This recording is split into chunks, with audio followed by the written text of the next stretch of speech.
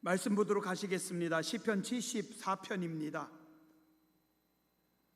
조선 후기 1811년 순조 11년에 홍경래의 난 때 그 난을 진압하던 사람 중에 선천부사 김익순이라고 하는 사람이 홍경래에게 항복을 합니다.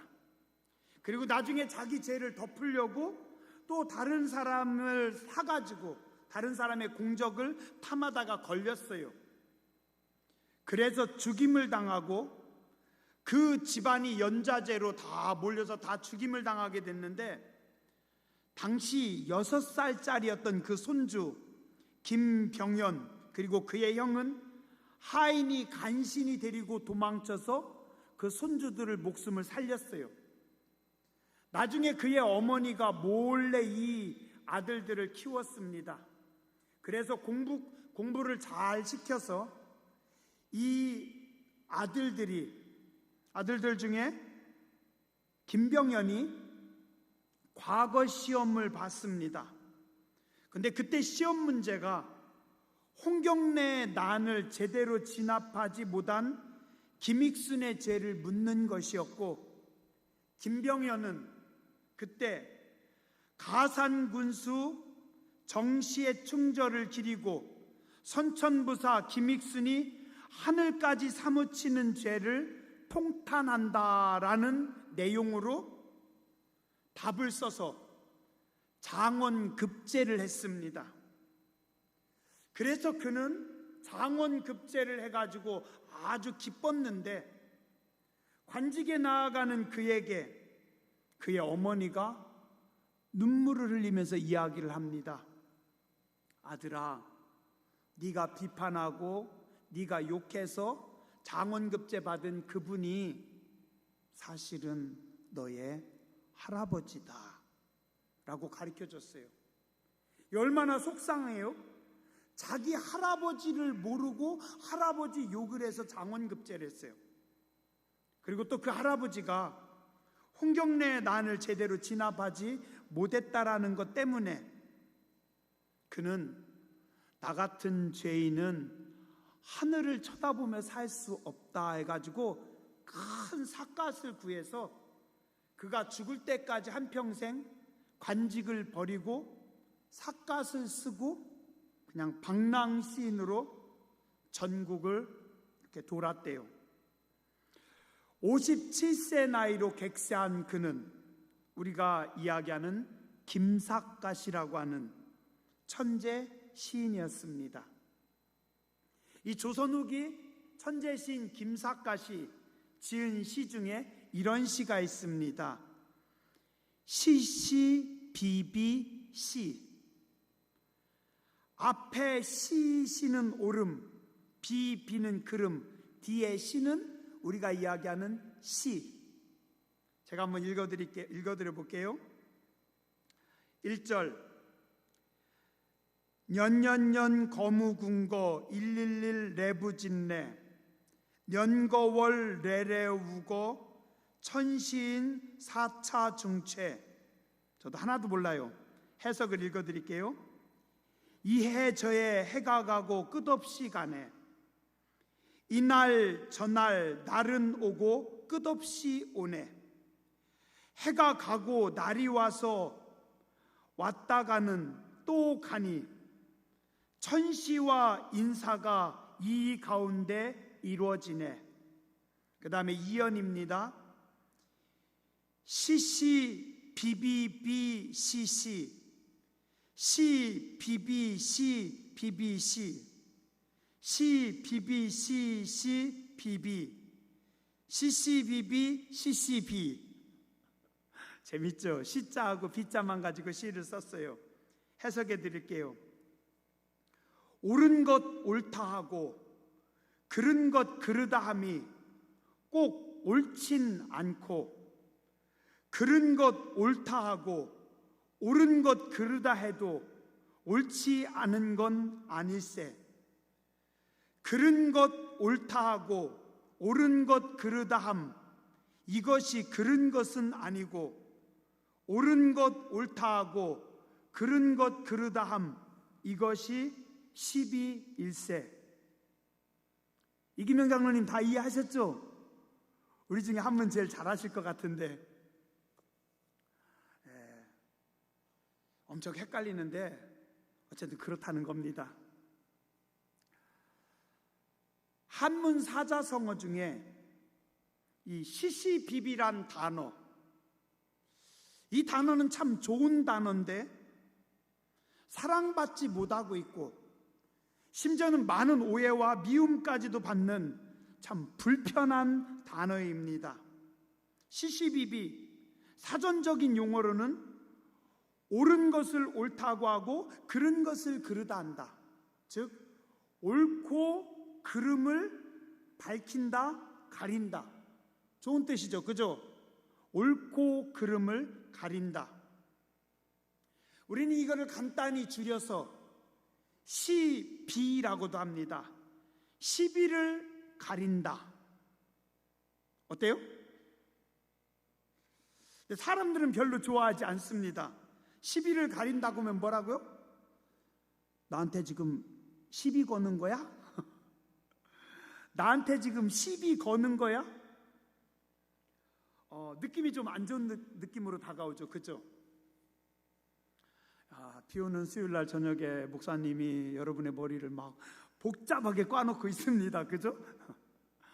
복잡하고 헷갈리는 거는 그냥 다 잊어버리면 됩니다. 그냥 이따가 결론만 들으시면 됩니다.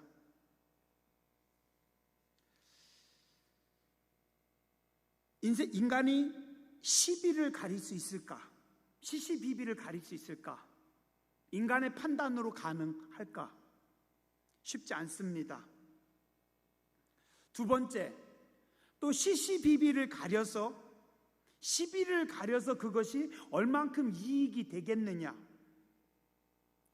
결국은 다툼만 일어나거나 누군가 상처를 받게 되기 때문에 사람들은 주로 시비 가리지 말자, 혹은 시비 걸지 마. 그래서 시시비비는, 시비는 좋은 단어이지만 불쾌한 단어, 불편한 단어가 됐습니다.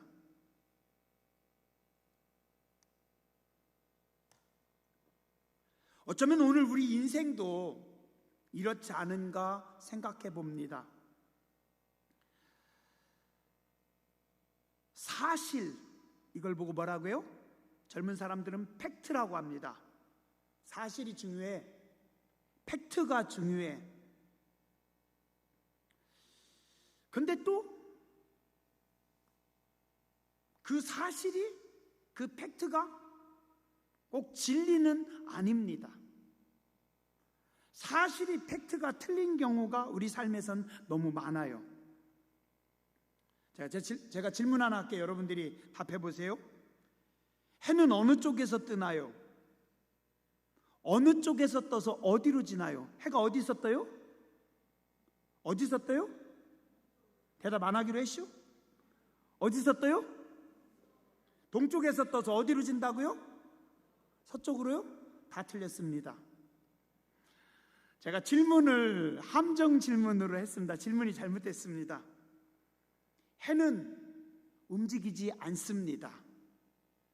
지구가 돌 뿐입니다. 자, 어둠이 내린다. 맞나요? 틀렸습니다.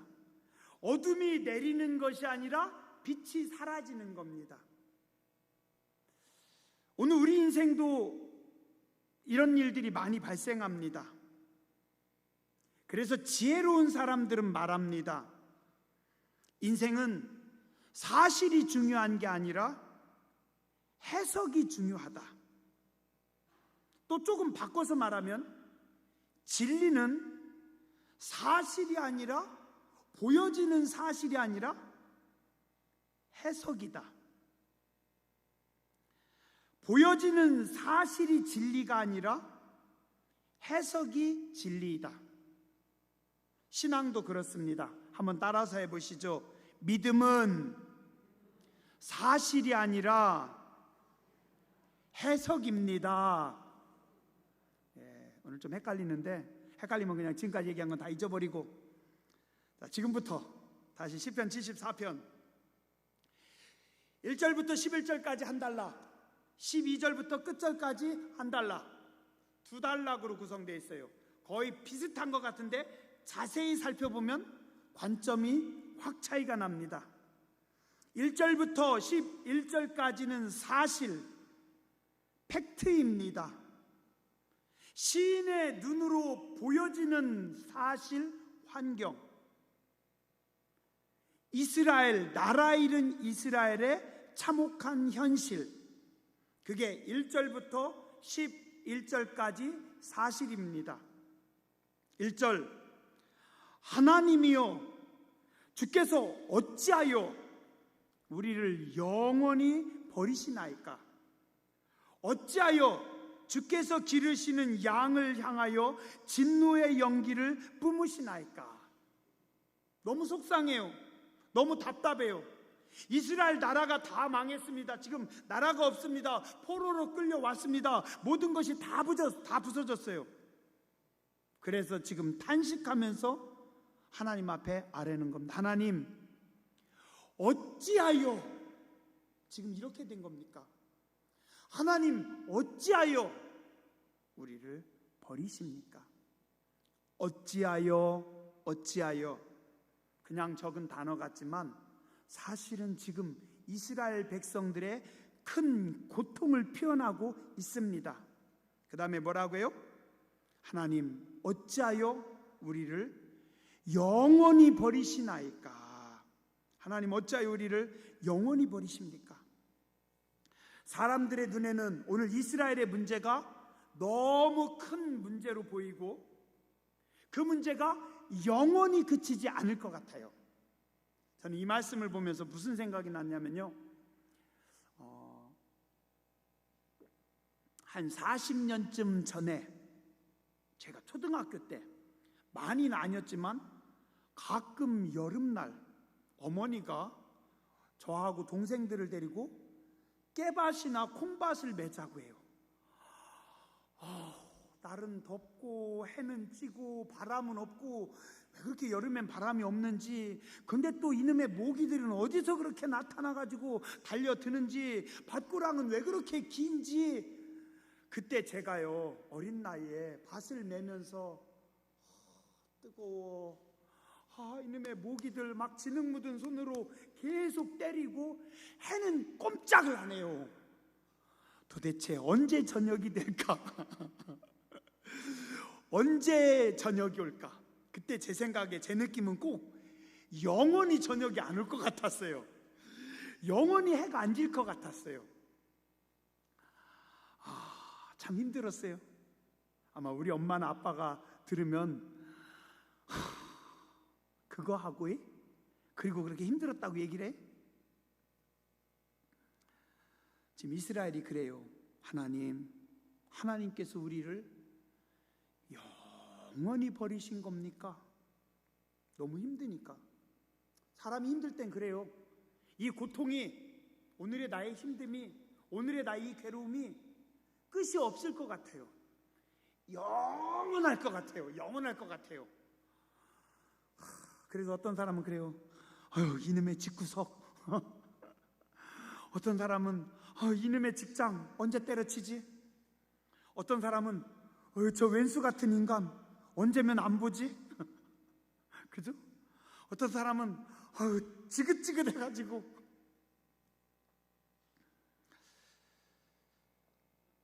또 말씀합니다. 주께서 기르시는 양을 향하여, 누구예요? 우리는 하나님이 기르시는 양인데 진노의 연기를 뿜으시나이까? 이 진노의 연기라는 건 뭐냐면, 화가 나서, 사람이 화가 나가지고 막 열받았을 때 어떻게 해요? 막 씩씩거리죠. 얼굴 빨갛게 달아올라가지고 막 화가 나가지고 기침 재채가 나오네요. 제가 흉내내기가 어려워서.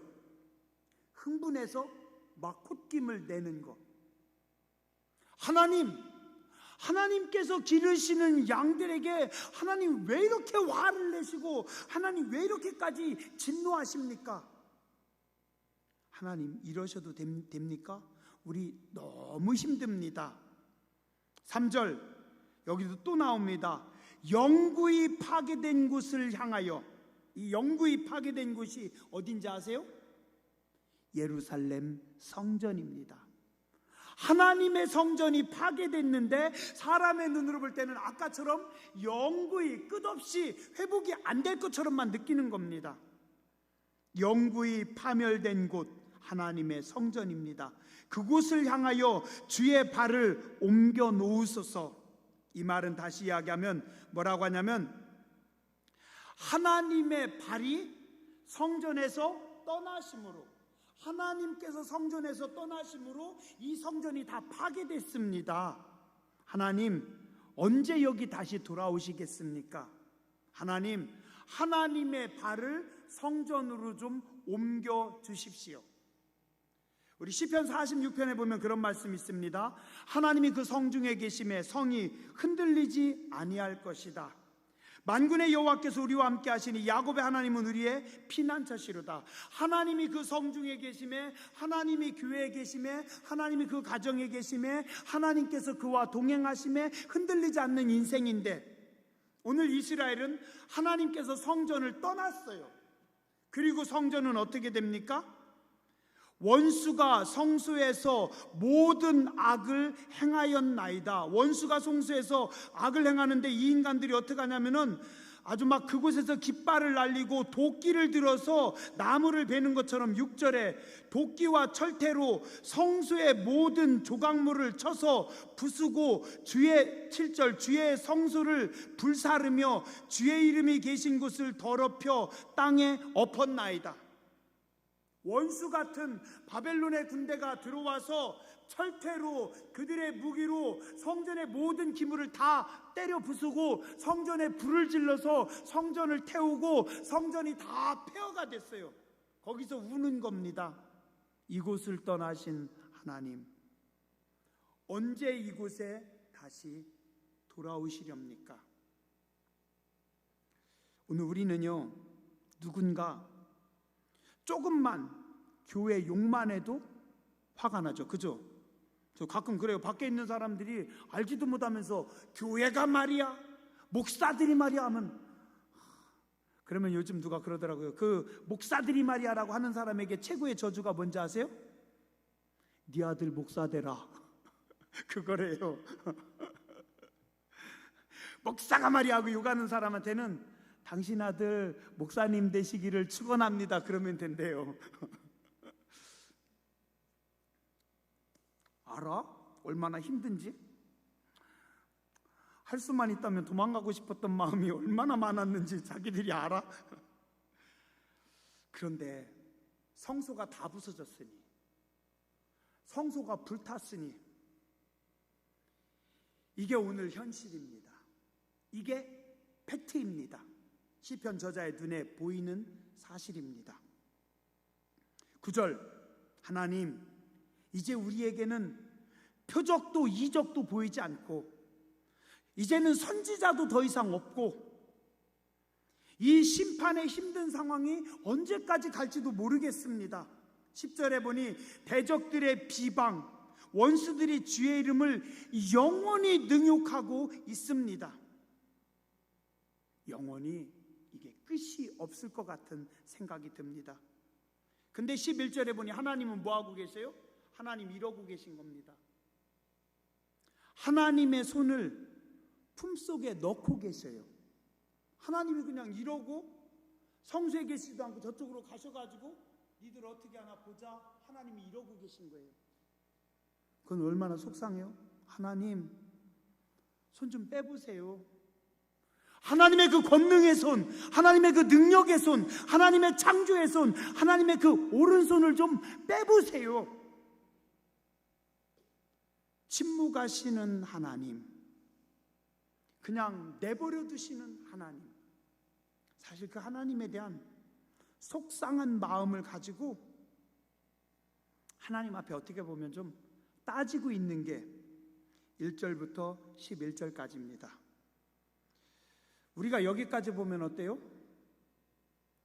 하나님 참 너무하신 하나님입니다. 보여지는 현상, 팩트는 하나님의 침묵입니다. 이스라엘의 망함입니다. 성전과 예배 처소의 파괴입니다. 근데 사실 알고 보면 이게 진리는 아닙니다. 뭐예요? 하나님은 그동안 수많은 선지자들을 통해서 수없이 많이 말씀하셨고 경고하셨습니다. 그러나 이스라엘 백성들이 불순종해서 하나님을 떠나서 그들이 가증되게 예배를 드려서 그들이 우상과 하나님을 함께 섬겨서 그들의 죄 때문에, 그들의 불순종 때문에, 그들의 강팍함 때문에 어쩔 수 없이 하나님의 심판이 떨어졌는데, 그들은 보여지는 환경, 현상만 보고 자기들의 죄는 깨닫지 못하고, 하나님 어찌 된 겁니까? 하나님 우리가 영원히 이래야 됩니까? 하나님 이 고통이 계속 가야 됩니까? 항상 내 고난보다 하나님의 인내가 더 큰 것을 여러분은 기억하시기 바랍니다. 실패학이라고 하는 학문이 있대요. 그 학문에서 이런 말이 있대요. 실패를 보면서 거기서 배운대요. 어떤 목사님이 말씀하시더라고요. 한 가지 큰 사고가 나기 전에 수십 가지의 중간 사고가 있고 수백 가지의 잔잔한 사고가 있었다. 전쟁이 나기 전에 조심은 수없이 많았고 이미 균열은 일어나고 있었고, 근데 문제는 내가 주목하지 않았기 때문에, 내가 깨닫지 않았기 때문에, 내가 무심코 지나쳤기 때문에 수없이 많은 하나님의 경고, 하나님께서 수없이 많이 보여주시는 징조, 근데 그것들을 이스라엘 백성들이 다 듣지 않고 무시하다 보니까 이런 일이 벌어진 겁니다. 그렇기 때문에 오늘 진리는 이스라엘의 파괴가 아니라 그 이면에 있는 그들의 죄입니다. 오늘 우리 삶도 마찬가지예요. 우리는 종종 살펴야 됩니다. 무엇이 진리일까? 12절에 반전이 일어납니다. 탄식에서 간구함으로 바뀝니다. 12절에 되니까 뭐라고요? 하나님은 예로부터 나의 왕이시라 사람에게 구원을 베푸셨나이다. 앞에 1절부터 11절하고는 다르죠. 1절부터 11절까지는 환경 가지고 하나님 앞에 원망했는데 12절에서 뭐예요? 하나님은 우리의 왕입니다. 사람에게 구원을 베푸셨습니다. 13절, 14절, 12절 이하로는 쭉 창조주 하나님과 그 다음에 창조주 하나님께서 이스라엘의 역사 속에서 어떻게 일하셨는가를 함께 오버랩 시켜가지고 말씀하고 있습니다. 그래서 12절부터 쭉 내려가면서 창조주 하나님입니다. 근데 그 창조주 하나님께서 이스라엘 백성 가운데 일하신 일을 그리고 있습니다. 13절, 주께서 주의 능력으로 바다를 나누시고 뭐예요? 홍해 바다를 갈르셨습니다. 물 가운데 용들의 머리를 깨뜨리셨으며, 용들의 머리는 뭐예요? 악한 마귀, 바로의 군대, 바로의 최정의 기갑부대, 그들을 하나님께서 바다를 쪼개시고 그 물 가운데서 그들의 머리를 깨뜨리셨고, 리워야다는 뭐냐면은 악어로도 번역이 되고 그 다음에 어떤 바다의 그 전설적인 뭐 악한 괴물, 그냥 쉽게 이야기하면 바다 괴물, 그 바다 괴물의 머리를 부수시고 그것을 사막에서 사는 자에게 음식물로 주셨다. 이게 뭐냐면 하나님의 큰 능력으로 출애굽의 기적을 베풀으셔서 그 바로와 그의 군대, 최정의 군대, 그들을 용과 같은 그놈들, 리오야단 같은 그 괴물들을 하나님께서 바다에 다 수장시켜 버리셨다. 출애굽의 능력입니다. 15절 16절, 그들이 광야의 기적입니다. 그들이 광야에서 목마를 때 바위를 쪼개서 물을 주시고 흐르는 강물을 마르지 않게 하셔서 이스라엘 백성들, 목마른 이스라엘 백성들을 먹이시고, 낮은 뭐예요? 불기둥으로 낮을 주관하셨고 밤은 낮은 구름 기둥으로 주관하셨고 밤은 불기둥으로 주관하셨고, 그래서 주께서 빛과 해를 마련하셨으며 어떻게 해요? 광야의 위험 속에서 구름기둥, 불기둥으로 이스라엘 백성들을 보호하고 지키셨고, 큰 바위를 쪼개서 그들에게 강물을 주셨고, 광야에서 하나님께서 기적으로 그들을 지키셨습니다. 얼마 동안? 40년 동안. 그리고 17절 드디어 그들을 어떻게 하셔요?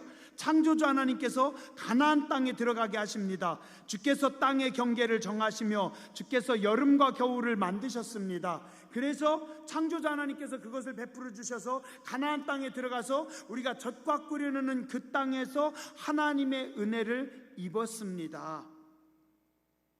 하나님, 이제 이것을 기억하여 주시옵소서. 자, 1절부터 11절까지는 탄식의 자리였습니다. 12절부터 지금 내려오고 있는 이 말씀들은 뭐냐면 기도의 자리입니다. 찬양의 자리입니다. 예배의 자리입니다.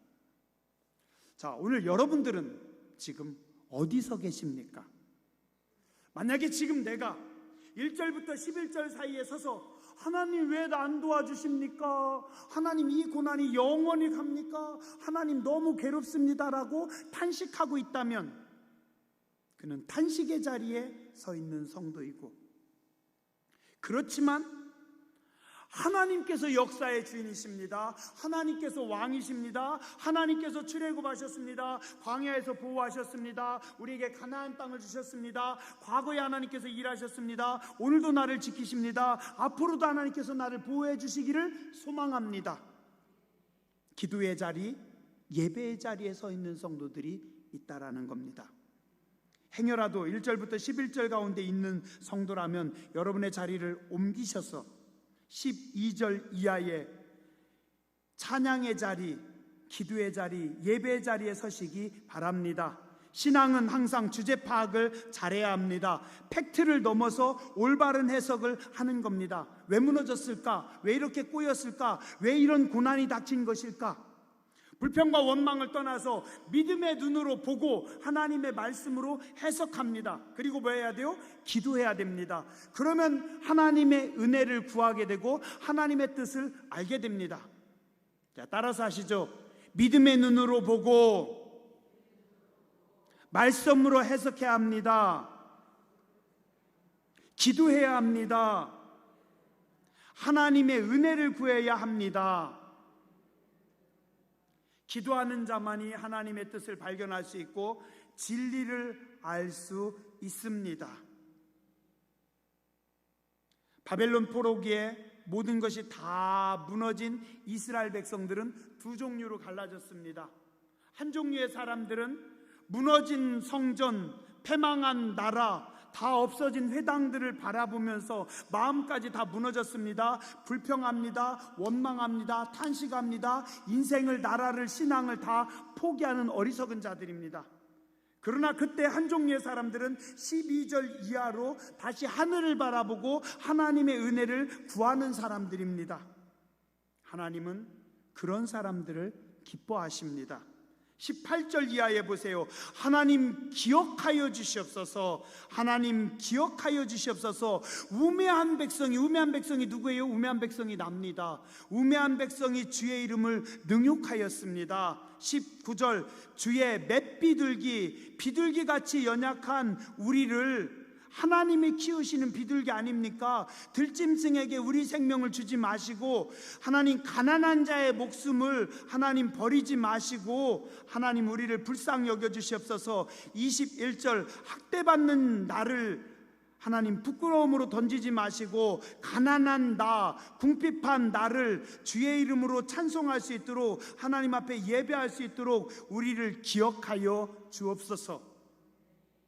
기도하는 자들이 됐습니다. 하나님은 이런 사람들을 찾으십니다. 하나님이 이런 사람들을 사랑하십니다. 이런 사람들이 누구냐면 남은 자들입니다. 민족을 위해 기도하는 사람들, 교회를 위해 기도하는 사람들, 이 땅을 위해 기도하는 사람들, 세계를 품고 기도하는 사람들, 환경 보고 세상 것 보고 팩트 보고 실망하고 낙심하는 것이 아니라 믿음의 눈으로 바라보고 다시 회개하는 사람들, 하나님은 그들을 기뻐합니다.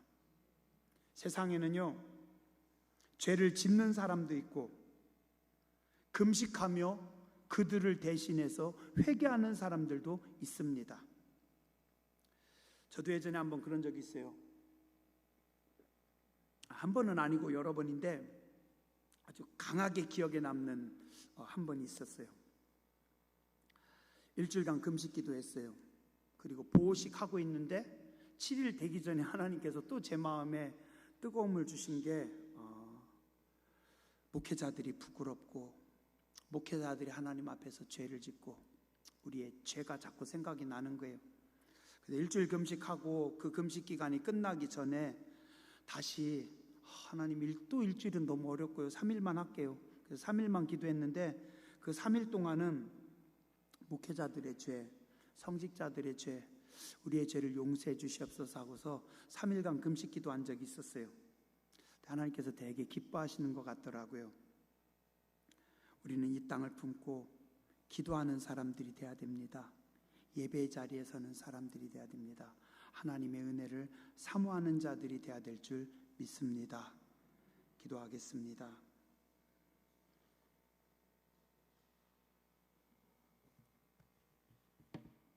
자비하신 하나님, 우리 어리석고 우매함을 불쌍히 여겨 주시옵소서.